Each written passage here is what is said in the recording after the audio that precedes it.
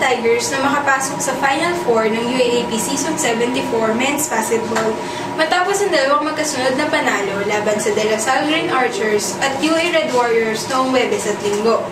Nangangailangan pa ng dalawang panalo ang Tigers upang masiguro ang pwesto sa Final Four. Samantala, nagkaroon pa ng pagkakataong makapasok sa quarterfinals ng Goodwill Volleyball Games Men's Division ang College of Medicine matapos itong makuha ang kanilang unang panalo laban sa kupunan ng Arts and Letters noong Sabado.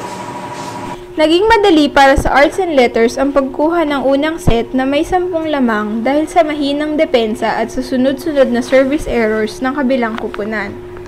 Nakabawi naman sa second set ang Medicine na may 7 manlalaro lamang sa paglakas ng kanilang opensa sa pangunguna ni Natres Valles at Cruz at sa paghina naman ng depensa ng kabila dulot ng miscommunications. Umabot naman sa 7 puntos ang lamang ng Medicine sa AB sa umpisa ng third set. Bagamat sinubukan ng AB na makabawi, hindi nito napigilan ang lalo pang lumakas na opensa ng Medicine. Maglalaban ang College of Medicine at College of Fine Arts and Design sa darating na Huwebes para malaman kung kaninong kupunan ang papasok sa quarterfinals mula sa second bracket. Iyan po ang maaksyong balita mula sa Thomas Sports. Ako po si Jen Villanes. Magandang gabi.